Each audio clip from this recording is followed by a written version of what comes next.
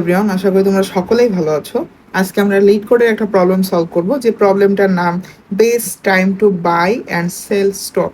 এটা খুবই ফেমাস একটা প্রবলেম আমাদের অ্যারের।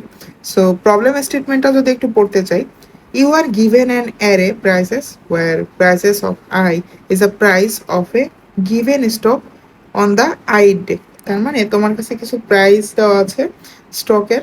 এবার কত নাম্বার, মানে ধরো 1 নাম্বার দিনের প্রাইস এত, 2 নাম্বার দিনের প্রাইস এত, এইভাবে প্রত্যেকটা দিনের প্রাইস দেওয়া আছে। You want to maximise your profit by choosing a single day to buy one stock and choosing a different in the future to sell that stock. তার মানে তুমি কোনো একদিন মানে কিনবা, এরপরে যেদিন তোমার বিক্রি করলে সব থেকে বেশি লাভ হবে সেই প্রফিটটা তোমার বের করতে হবে। সো কি লিখছে, return the maximum profit you can achieve from this transaction. If you cannot achieve any profit, return zero. So এই অ্যারেটার দিকে যদি আমরা তাকাই, এখানে আমাদের অ্যারাউন্ড 6 দিনের একটা সিঙ্গেল শেয়ারের দাম দেওয়া আছে। সো আমাদের যে কোনো একদিন কিনতে হবে এবং যে কোনো একদিন বিক্রি করতে হবে। সো যেদিন কিনবো তার থেকে ম্যাক্সিমাম প্রফিটে আমাদের জিনিসটা সেল করতে হবে। সো এখানে যদি আমরা এক্সপ্লেনেশনটা দেখি, বাই অন ডে 2 যখন হচ্ছে আমাদের প্রাইস 1 অ্যান্ড সেল 1 ডে 5, তার মানে আমরা ডে 2-তে কিনতেছি এবং ডে 5-এ এটার প্রাইস 6 হয়ে যাচ্ছে। সো প্রফিট হয়ে যাচ্ছে 6 - 1, যেটা হচ্ছে 5। এটা হচ্ছে আমাদের ম্যাক্সিমাম প্রফিট, ঠিক আছে। Note that buying on day 2 and selling on day 1 is not allowed. তার মানে যে দিনটা হচ্ছে পার হয়ে গেছে ওই দিন তো তুমি বিক্রি করতে পারবা না, তাই না? সো এই দিন তুমি কিনছো, বাট তার আগের দিন তো তুমি ওটা বিক্রি করতে পারবা না, ওইটাই এখানে বলছে। সো এই প্রবলেমটা যদি আমরা একটু সলভ করতে চাই, সো আমরা প্রথমে যদি একটু অ্যারেটা লিখে নিই, 3 6 4, এটা আমরা কিভাবে সলভ করতে পারি। সো আমরা এখানে কাদান্স অ্যালগোরিদম ব্যবহার করব, ঠিক আছে। সো এই অ্যালগোরিদমটা আমরা ইন ডিটেলস আমাদের যে অ্যালগোরিদম সেকশন সেখানে গিয়ে শিখবো। সো এখন যদি জাস্ট বলার জন্য বলি, এটা হচ্ছে আমাদের ম্যাক্সিমাম সাম সাব অ্যারের জন্য আমরা এই অ্যালগোরিদমটা ব্যবহার করি। সো এখন যেহেতু আমরা মানে ম্যাক্সিমাম সাম সাব অ্যারে কোনটা, ধরো হচ্ছে এইটুক আর এইটুক যোগ করলে এই অ্যারের সব থেকে বড় সাম আমরা পেয়ে যাব, সেটাই কিন্তু আমরা এই কাদান্স অ্যালগোরিদম দিয়ে পেয়ে যেতে পারি। বাট এইখানে যেহেতু আমাদের হচ্ছে ম্যাক্সিমাম প্রফিটটা বের করতে হবে, আমরা এইখানে জাস্ট দুইটা ভ্যালুর পজিটিভ সাম বের করবো আর কি, ঠিক আছে। সো লেটস সে এই যে এইটা যদি আমি এইখান থেকে এইভাবে বলতে চাই, ধরো হচ্ছে এইখান থেকে এইখানকার এই যে দুইটা দাম আমরা সিলেক্ট করছি এবং তাদের ভেতরে সাবট্রাক্ট করলে আমাদের যে পজিটিভ ভ্যালুটা আসে ওই ভ্যালুটা আর কি আমরা খুঁজে বের করার চেষ্টা করি, ঠিক আছে। সো আমরা 3টা স্টেপস ফলো করব। প্রথমে হচ্ছে ইনিশিয়ালাইজ করব। সেই ইনিশিয়ালাইজ কি, আমাদের দুইটা জিনিস সিলেক্ট করতে হবে। একটা হচ্ছে আমরা কবে কিনবো এবং কবে বিক্রি করলে আমাদের ম্যাক্সিমাম প্রফিট আসবে, ঠিক আছে। সো লেটস সে আমরা যদি দুইটা ভ্যারিয়েবল প্রথমে নেওয়ার চিন্তা করি, একটা হচ্ছে ধরো বাই আর একটা হচ্ছে প্রফিট। আমরা সিমুলেশনটা দেখছি, ঠিক আছে। আর আমাদের অ্যারেটা দেওয়া আছে 7 1 5, এরপরে 3 6 4, ঠিক আছে। এই 6টা আমরা এইগুলাকে এই পাশে একটু সুন্দরভাবে লিখে নিই। ধরো একটা হচ্ছে আমাদের বাই আর একটা হচ্ছে প্রফিট, ঠিক আছে। সো আমরা একটা ইনিশিয়ালাইজ করব। প্রথম স্টেপে কি করব, ইনিশিয়ালাইজ করে দিচ্ছে যে আমরা এই প্রথম দিনই কিনবো, ঠিক আছে। আমরা আপাতত ধরে নিচ্ছি যে আমরা প্রথম দিনই কিনছি। সো আমাদের বাইং প্রাইস 7 এবং এখনো যেহেতু বিক্রি করিনি আমাদের প্রফিট 0। সো ডে 1 পার হয়ে গেছে।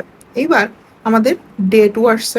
ডে 2-তে দেখতেছি কি যে ডে 1-এ 60 টাকায় আমরা কিনতে পারতাম, আমরা তার থেকে কমে কিনতে পারছি, কারণ 7 > 1। তাহলে আমরা এক কাজ করি ভাই, ডে 1-এ না কিনে আমরা ডে 2-তে কিনি, যেহেতু আমরা একটা কম দামে পাইছি।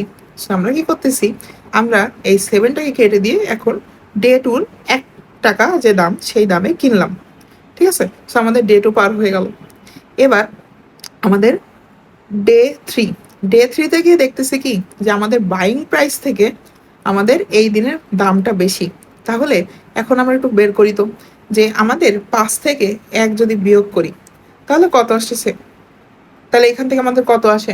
এখান থেকে আমাদের 4 আসে। সো সেই 4টা কি সামহাউ আমাদের যে আগের প্রফিট ছিল সেই প্রফিট থেকে বেশি? সো এখান থেকে দেখতেছি হ্যাঁ, যেহেতু আমাদের প্রফিট ইনিশিয়ালি 0 ছিল, এখন এই 5 টাকা দামে যদি আমরা বিক্রি করি তাহলে আমরা 4 টাকা লাভ করতে পারবো। সো এখন আমরা কি করব? আমরা সেই প্রফিটটা 0 থেকে 4-এ আপডেট করে দিচ্ছি। ঠিক আছে? সো আপাতত এই ডে 3 পর্যন্ত আমাদের ম্যাক্সিমাম প্রফিট হচ্ছে 4 টাকা। এরপরে আমরা ডে 4-এ গেলাম। ডে 4-এ গিয়ে এখন দেখতেছি যে এখন আমাদের যে buying price, so buying price থেকে আমাদের ডে 4-এর দাম কি বেশি? সো হ্যাঁ, ডে 4-এর দাম আমাদের বাইং প্রাইস থেকে বেশি। সো আমরা এখানে কি করতেছি? আমরা এইবার প্রফিটটা বের করবো। সো 3 টাকা যদি বিক্রি করি এবং 1 টাকা আমাদের বাইং প্রাইস ছিল, তাহলে এখান থেকে আমাদের প্রফিট হচ্ছে 2 টাকা। সো 2 টাকা কি আমাদের সামহাও এখন যে আমাদের আগের প্রফিট ছিল তার থেকে বেশি? বাট আমাদের আগের প্রফিট ছিল 4 টাকা। সো 2 কিন্তু আমাদের 4-এর থেকে বড় না। সো আমাদের এইখানে প্রফিটটা বেশি আসতেছে না যদি আমরা এই দিন বিক্রি করি। সো এইটাই আমরা কোনো কিছু আপডেট করতেছি না।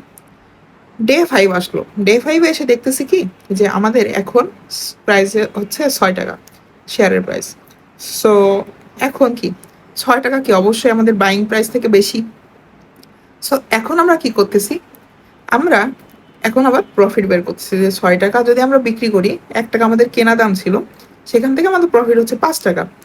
আমাদের আগের প্রফিট থেকে কি এই 5 টাকা বেশি? সো আগের প্রফিট কত ছিল? 4 টাকা। সো এখন দেখতেছি হ্যাঁ, আমাদের আগে যেহেতু 4 টাকা প্রফিট ছিল, আমরা যদি 6 টাকায় বিক্রি করি আমরা 5 টাকা লাভ করতে পারছি, মানে 1 টাকারও বেশি লাভ হচ্ছে আমাদের এখানে। সো আমরা কি করতেছি? এখন এই লাইনে এসে যেহেতু আমাদের প্রফিট থেকে 6 টাকা করে বিক্রি করলে এই দিন মানে 5 নাম্বার দিনে আমরা বেশি লাভ করতে পারছি। সো এখন আমরা আগের প্রফিটটা বাদ দিয়ে এখন আমরা নতুন প্রফিটটা অ্যাড করে দিলাম। এরপরে আমাদের 6 নাম্বার দিন আসলো। 6 নাম্বার দিনে এসে এখন আমরা আবার চেক করতেছি যে 4 টাকা থেকে কি আমাদের বাইং প্রাইসটা বেশি? সো হ্যাঁ, আমাদের 4 টাকা বিক্রি করলে 3 টাকা লাভ থাকতেছে। সো 3 টাকা কি সামহাউ আমাদের যে প্রফিট ছিল তার থেকে বেশি প্রফিট হচ্ছে? বাট আমাদের প্রফিট হয়েছিল 5 টাকা এই 5 নাম্বার দিনে বিক্রি করলে। সো দেখছি 3 is not greater than 5। So আমাদের এখন কোনো কিছু আপডেট হচ্ছে না।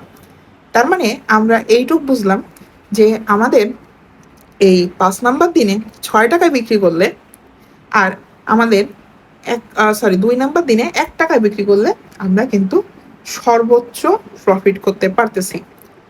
সো এই অংশটুকু আমাদের বের করলাম যে 5 নাম্বার দিনে আমরা বিক্রি করব এবং 2 নাম্বার দিনে আমরা কিনবো। ঠিক আছে? তাহলেই কিন্তু আমরা ম্যাক্সিমাম প্রফিট করতে পারছি। ঠিক আছে? সো আমরা এই অ্যালগোরিদমটা কিভাবে ডিজাইন করব? চলো আমরা পুরো সিমুলেশনটা দেখলাম।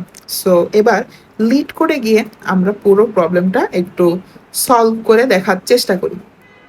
আমাদের প্রথমে ভ্যারিয়েবল একটা ইনিশিয়ালাইজ করে নিতে হবে, সেটা হচ্ছে বাই। সো বাইতে গিয়ে আমরা আপাতত কি রাখবো? আমাদের যে প্রাইসেস ছিল সেটার যে ইনিশিয়াল ভ্যালু 0 সেটাকে আপাতত আমরা ইনিশিয়ালাইজ করে নিচ্ছি। ঠিক আছে? এরপরে আমরা প্রফিট, সো দুটো ভ্যারিয়েবল নিতে চাইছিলাম, একটা বাই আর একটা হচ্ছে প্রফিট। সো প্রফিট যেহেতু প্রথমে আমরা কোনো কিছু বিক্রি করি নাই, আমরা ইনিশিয়ালি আপাতত হচ্ছে 0 রাখতেছি।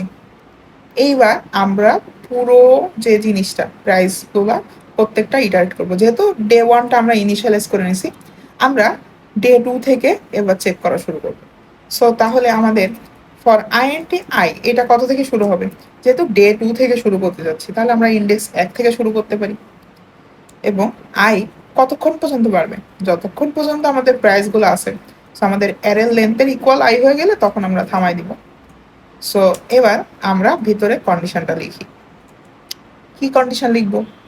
আমাদের যে প্রাইস মানে আমাদের বর্তমান ইন্ডেক্সের যে প্রাইসটা সেটা কি সামহাউ আমাদের যে এই যে ইনিশিয়ালাইজ করছিলাম এই বাইং প্রাইস থেকে কম? সো যদি কম হয় তাহলে ওইটা আমাদের নতুন বাইং প্রাইস হবে। যদি আমরা একটু কম দামে পাই তাহলে আমরা ওই দিন কিনবো আরো। সো কি বলতেছি? যদি সামহাউ আমাদের প্রাইসেস অফ আই, তার মানে ওই আইতম দিনে যদি আমরা কম দামে পাই আমাদের আগের বাইং প্রাইস থেকে, তাহলে ওই দিন আমরা কিনবো। সো বাই যে ভ্যারিয়েবলটা ছিল সেটাকে আপডেট করে দিব। কি দিয়ে আপডেট করব? ওই i তম দিনের যে প্রাইসটা ছিল সেটা দিয়ে। ওকে, এটা আমরা বুঝলাম। এবার যদি তা না হয় তখন কি হবে?